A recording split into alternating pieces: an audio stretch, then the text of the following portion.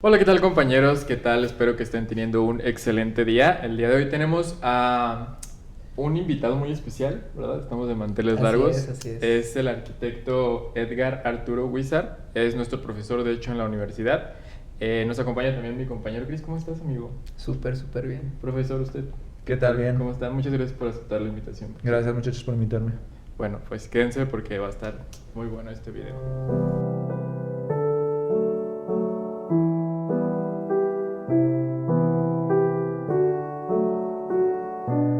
Y estamos en un nuevo espacio.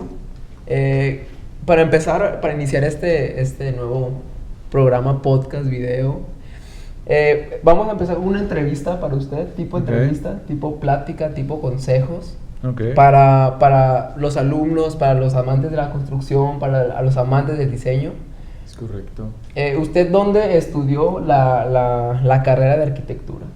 Yo estudié en la Universidad de Guadalajara, en el CUAD. Okay. Estudié en el del 2007 al 2012 aproximadamente. 2007 a 2012. O sea, se la aventó de corrido, ni un semestre. No hice ningún semestre intermedio. Me aventé los 5 años de corrido. Wow. Ok. ¿No reprobó alguna materia? Sí reprobé. ¿Sí reprobó? Ok. Sí reprobé. Yo reprobé cálculo diferencial e integral en segundo semestre.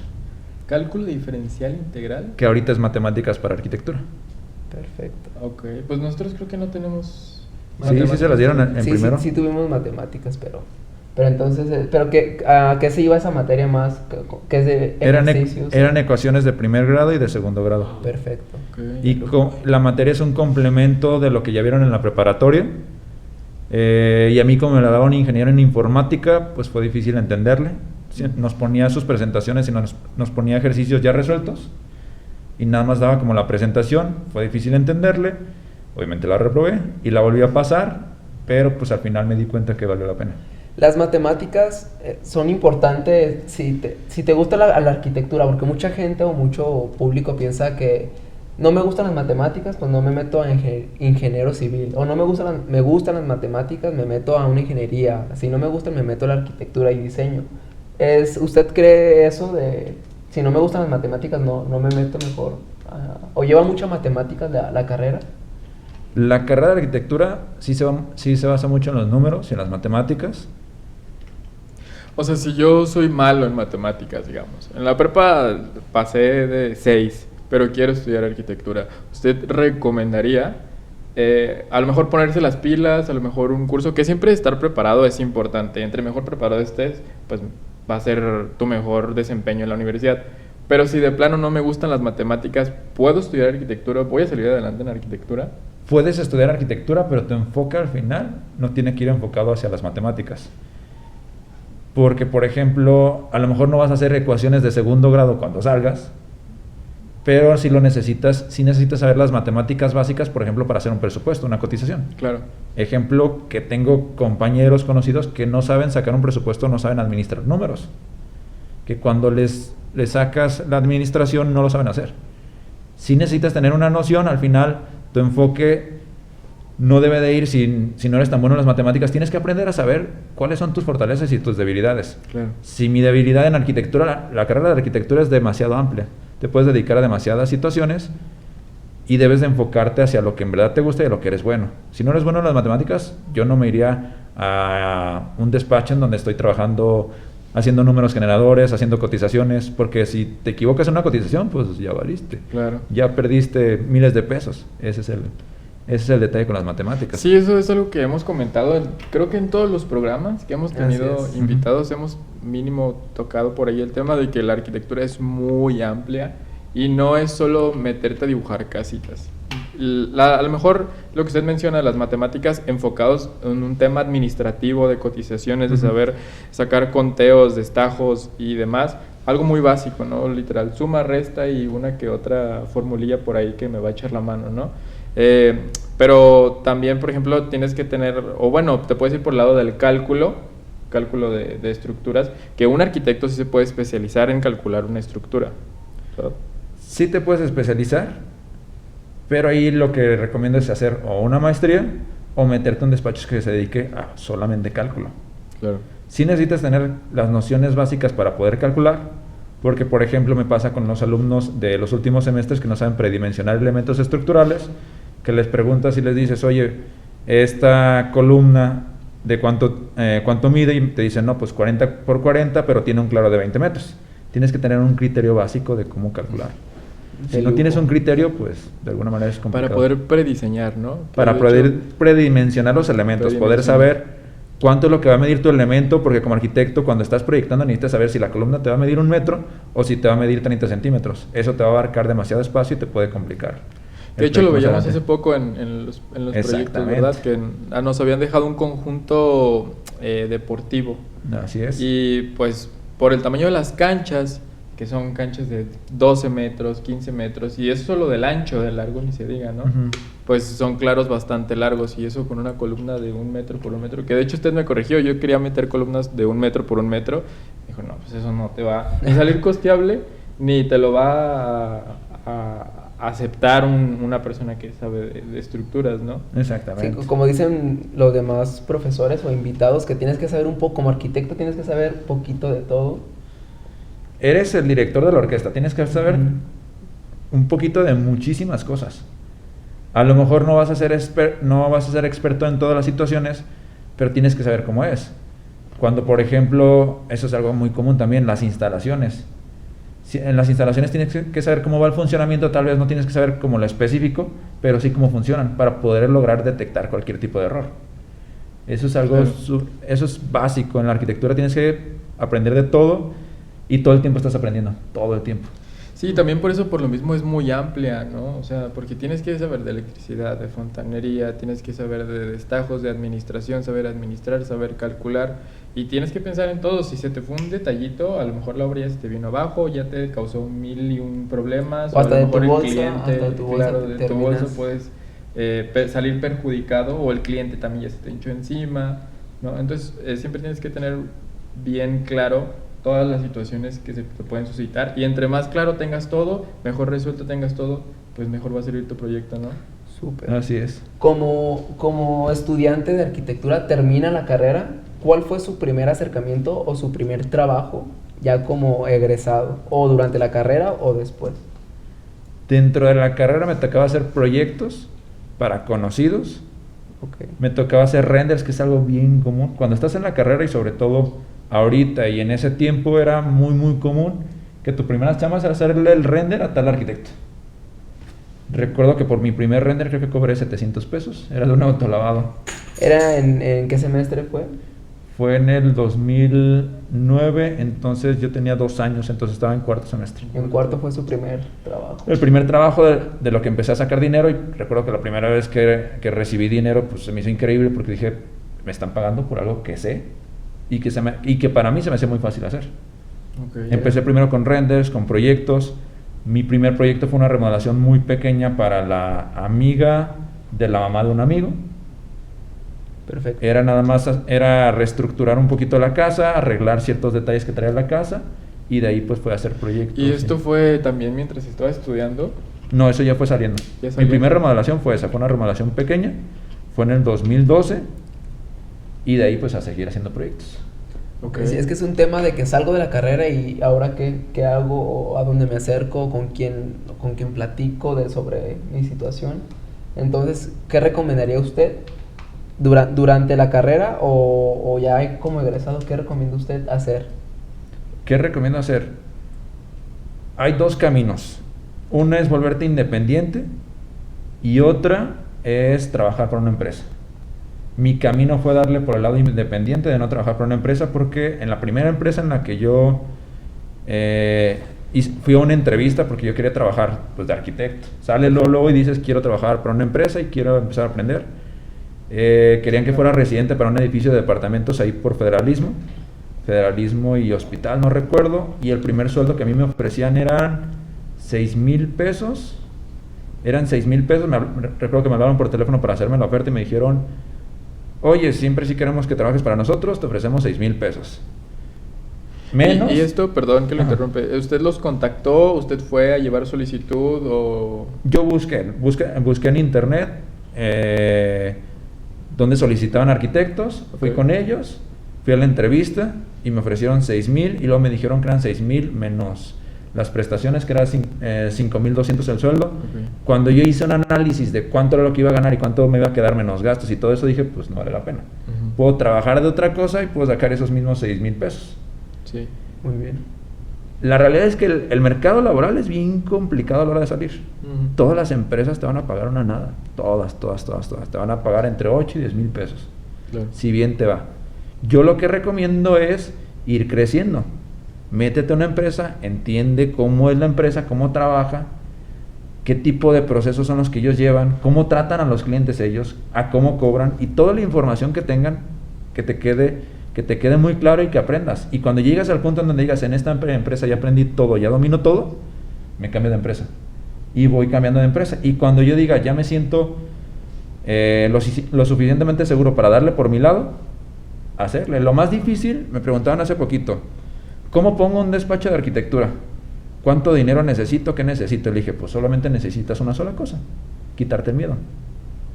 Quitarte el miedo, porque lo que generalmente tienes es miedo, el miedo al fracaso. Al final no vas a fracasar, dime. No, iba a comentar, es que es difícil a veces a la hora de ir por tu cuenta porque, entre comillas, no tienes algo seguro, ¿no? Ese es el detalle, exactamente. Es el miedo, ¿no? Ese es el miedo. Ese es el miedo. Ese es el miedo horrible que todos tenemos. Todos tenemos ese miedo de que si ponemos, sea un negocio, en arquitectura, verlo, un despacho es un negocio. Sí. Es un negocio, tienes el miedo de no tener clientes.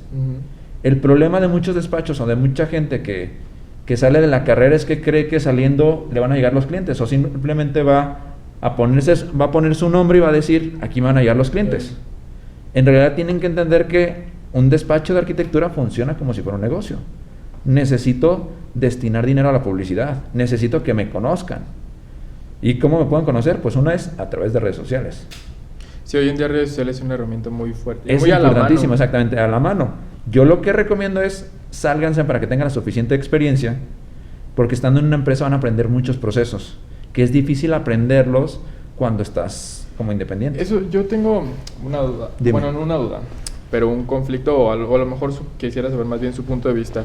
El profesor Toquero nos decía, yo les recomiendo que salgan y trabajen en varias empresas y, como usted nos acaba de decir, chupes todo lo que puedas aprender, aprende todo lo que puedas y luego ve por tu cuenta. Pero usted literal directo fue por su cuenta, ¿no? Yo fui directo por mi cuenta. Y entonces, desde su punto de vista, bueno, a usted le salió mejor así, ¿no? Ir por su cuenta. Pero ¿qué tan difícil es lidiar con esos clientes desde un conocimiento solo del librito de la universidad? ¿Me explico? O sea, desde un principio me imagino que se tuvo que tener una noción de cómo lidiar con el cliente, o cómo llegar al cliente, o cómo gestionar tu propia empresa, o sea, tu empresa. Yo tuve ventajas. Por ejemplo, tengo un tío que es arquitecto y tenía la ventaja de que de alguna manera, pues hubo ciertas cosas que de alguna manera podía apoyarme y podía preguntarle. Okay. Obviamente mi tío hizo lo que debió de haber hecho, fue no dejármela fácil, no decir, vente conmigo y aquí pues haz todo, vas a aprender de todo, o sea, porque al final lo que él buscaba era eso, que yo me volviera completamente independiente. Entonces yo tuve esa pequeña ventaja, que al final yo trabajaba con él en uno que otro proyecto, haciendo un render o en supervisión de obra o cosas muy simples. Pero al final también aprendí mucho de él. Por ejemplo, él es súper perfeccionista. Él era de los arquitectos que cuando me decía, hazme un render, me decía la paleta del color, me decía el tono exacto del color que quería que se viera en el render. Me decía, quiero que sea este color, quiero que sea este material, quiero que sea esto en específico, trae estas medidas en específico. Y yo lo comparaba con otros arquitectos que también me mandaban a hacer renders y me decían, cuando les pregunté, oye, ¿qué color? Pues hay como un amarillito, pues hay como que le metes ese. Okay. O sea, no eran así como que, o tú proponme. Al final yo le aprendí ese tipo de situación. Sí la tuve un poco más difícil, porque es difícil. Al principio para mí fue súper difícil, porque no tenía la gran cantidad de trabajos. Pero yo, cuando estaba en la carrera, se lo dije a varios compañeros, les dije, es que si no lo hacemos ahorita, que no tenemos ningún compromiso familiar, ni económico, ni nada, no lo vamos a hacer después. Cierto. Porque cuando tienes una familia, no puedes aventurarte a decir, híjole, es que no... Dejo todo lo seguro. Dejo todo lo seguro, exactamente. Sí. Un profesor de matemáticas en la prepa decía, pues hay dos tipos de profesionistas, el que se anima a hacer las cosas por su parte o el que dice yo estoy en la comodidad de recibir un sueldo. Coincido con Toquero en decir, aprendan todo lo más que puedan. Para mí fue difícil, para mí fue complicado de alguna manera. El aprender a lidiar con los clientes fue con mucha paciencia. El primer cliente de la primera remodelación era horrible.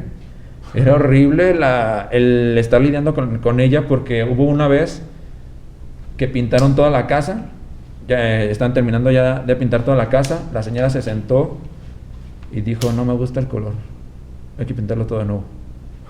Y uno así como de, pero es que si usted eligió el color, ¿cómo quiere volverlo a pintar? Pues no me gusta. Claro. Y se cambió toda la casa y dices, wow. Y cosas como muy específicas, por ejemplo, también lo más difícil era cobrar y que la gente no se asustara, porque el precio de lo que cobra un arquitecto no es barato. En realidad un arquitecto es para quien puede tener el dinero para pagarlo. Es difícil y sobre todo, por ejemplo, hubo un estudio del Instituto Mexicano de la Competitividad hace varios años en donde analizaban cómo construías tu casa, si con un arquitecto, con un albañil, con un contratista. Y el menor porcentaje estaba destinado a los arquitectos. O sea, en realidad la gente construía, muy pocos construían con arquitectos, porque es como podían. Como podían, exactamente. Casi todos con el albañil, con el amigo de un amigo, o yo la construyo. Eso también es un tema que tocábamos, no recuerdo con quién, que a lo mejor es mejor destinar 6,000 o qué sé yo, 10,000 pesos a un diseño arquitectónico, un diseño que está hecho por alguien que sabe, que tiene la noción, y que vaya y que lo ejecute el albañil, pero ya tiene una base. Una base, exactamente, una pauta que seguir. Ya si le modificó a la columna o al bajante, o se le fue esto, se le fue aquello, pues van a ser errores, pero no va a ser algo hecho a la experiencia de alguien que no es por demeritar el trabajo de los albañiles, porque pues, por algo tienen la experiencia que tienen, pero a lo mejor alguien que no tiene esos conocimientos de diseño y no tiene esos conocimientos de la composición de espacios que a lo mejor le van a dar un plus a tu casa, ¿no? Y al final de cuentas es tu casa, porque la gente no le gusta invertir en un arquitecto, la gente le gusta invertir en el mueble, en la pintura, en el piso, en la fachada, ¿no? Que estás invirtiendo, un ejemplo, una casa de 2 millones, estás invirtiendo en tu proyecto arquitectónico el 1%, 1.5% que cuesta un proyecto, 25,000, 20,000, 30,000. Entonces es 1% de tu construcción. Así es. Entonces sí es un tema ese del... Es que no, siento que no hay esa cultura de... Precisamente eso, que la gente no lo ve en ese aspecto que a lo mejor nosotros lo vemos o que otra persona lo podría ver, ¿no? Que estoy utilizando el 1% de todo lo que tengo para que mi casa quede bien y a mi gusto. Porque a él le puedo decir, cámbiale cámbiale aquello, antes de que esté construido. Cuando esté construido no le voy a poder decir al albañil, tírame este muro, chance y es de carga, chance me viene todo abajo, ¿no? Entonces... Es súper complejo, estamos en una carrera en donde no está valorada esa parte. Una consulta de un arquitecto, todos te van a preguntar, toda tu familia te va a preguntar, oye, ¿cómo hacer esto? O te van a preguntar externamente y todos van a esperar a que les respondas y de gratis. Pero ve con un médico especialista a que haga lo mismo, una consulta y le digas, oye, ¿qué tengo? Dime qué puedo hacer, y te va a cobrar 1,000 pesos. Ve con un abogado y te va a cobrar 600, 800 pesos. Pero, por ejemplo, el tema de cobrar una consulta como arquitecto es bien difícil. Ni siquiera las puedes cobrar. Sí. Hay veces que creen que es una asesoría y si tú le dices, oye, te cobro tanto. Por ejemplo, hace tiempo hacía un proyecto para San Isidro Mazatepec. ¿Ubican San Isidro Mazatepec?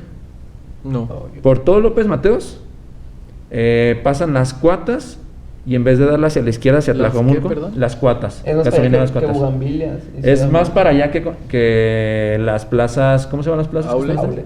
Que las outlet es todavía más para allá. ¿Más para Tlajomulco? Más para Tlajomulco, exactamente. Tienes que darle, hay un crucero, que es el crucero de las cuatas, en vez de darle hacia Tlajomulco, le das hacia la derecha. Ok. Y de aquí de Guadalajara hacia San Isidro Mazatepec, haces alrededor de 1 hora sin tráfico. 1 hora, hora 20, y es mucho tramo de carretera. Y yo me tocó hacer un proyecto hace poco para esa zona, para un pueblito cercano, y era para unas personas que tenían un establo, que en realidad pues eran de nivel medio. Okay. Al nivel que yo les dije, pues les hago el proyecto, si quisieron que les hiciera el proyecto, les hago el proyecto, y me preguntan, oye, no queremos no queremos un arquitecto, o sea, no queremos contratar a un arquitecto. Yo les decía y me decían, ¿podrías venir a explicar? Le dije, sí te puedo venir a explicar, pero te tengo que cobrar. Pero Tienes que medir, pues que básicamente yo tengo que cobrarte los viáticos, tengo que cobrarte todo. Perdón, un arquitecto para construir.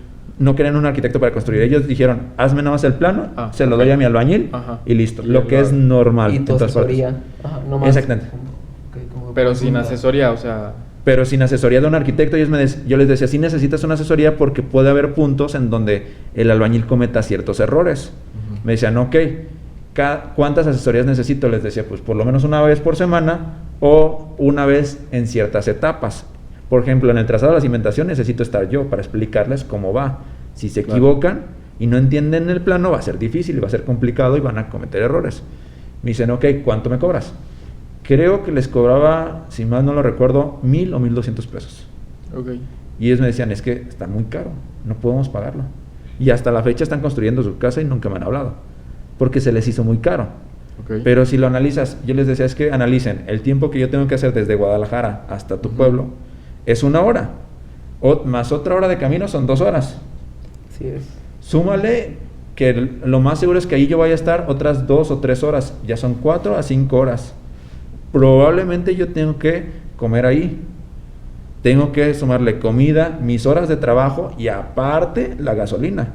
Al final, ¿cuánto me va a venir quedando? 200 o 300 pesos. Te estoy cobrando en realidad nada más por darle seguimiento a tu proyecto. Sí.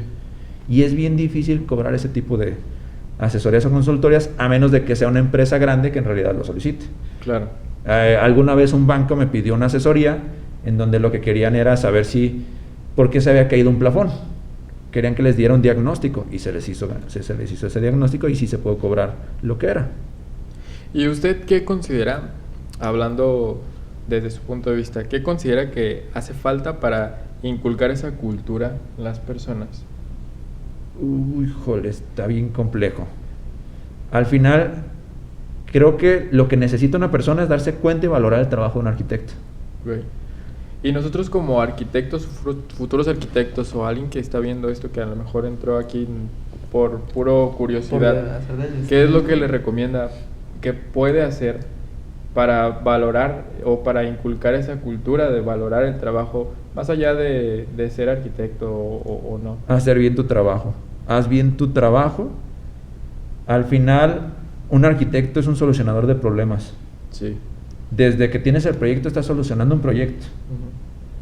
En la obra siempre va a haber problemas. Siempre.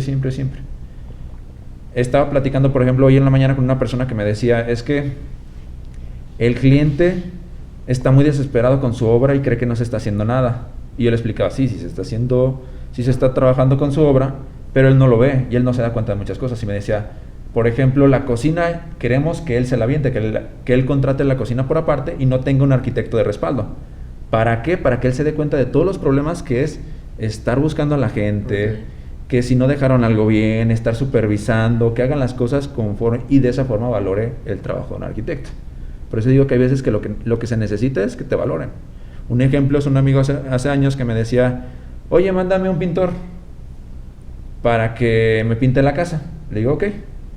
Me dice, ¿tú no hagas nada? Ah, no te preocupes, yo te lo envío.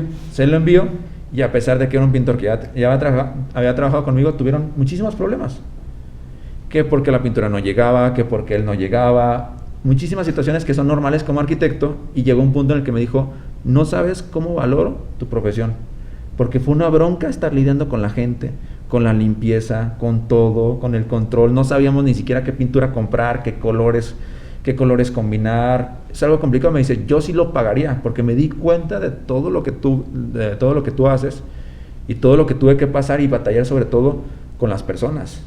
Sí, pues lo dijo hace rato, tú eres el director de orquesta. Tú eres el director de orquesta. Manda acá, manda allá, el pintor, el electricista, el fontanero, el albañil, el herrero.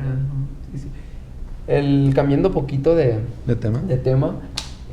Como arquitecto antes se usaban los puros dibujos, antes se usaba era todo a mano, ahorita ya con la tecnología ya son programas diferentes, 2D, 3D para modelar.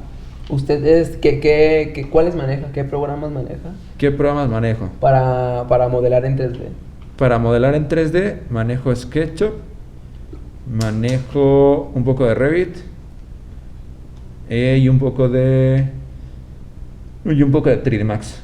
Generalmente lo que yo hago, como ya con el tiempo te vas dando cuenta que lo que necesitas es expresar tu idea, no necesitas ser tan perfeccionista con los renders. Entonces lo que yo hago es modelar con SketchUp, renderizo con Enscape o con V-Ray y dar una presentación intermedia. No busco hacer unos renders súper realistas porque al final siempre hay cambios.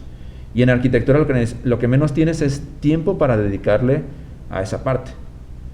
¿Usted cree que si le inviertes más tiempo en perfeccionar todo en un modelo, a la hora de construirlo, va a redituar ese tiempo que le invertiste o no? Dependiendo. O sea, por ejemplo, si perfeccionas un modelo 3D, por ejemplo en Revit o en SketchUp, te vas a dar cuenta de muchos errores que puedes llegar a tener y los vas a corregir ahí en el modelo y va a salir más barato a que lo hagas. Un ejemplo que en algún momento lo llegué a decir, no recuerdo si con ustedes o con semestres posteriores, acerca de unos proyectistas que colocaron unos bajantes y los querían pasar por una trave. Y al final ellos lo estaban viendo nada más en 2D. Si ellos hubieran hecho el modelo en 3D, se hubieran dado cuenta que ese bajante y ese tubo de las instalaciones sanitarias no iba a poder pasar por ahí.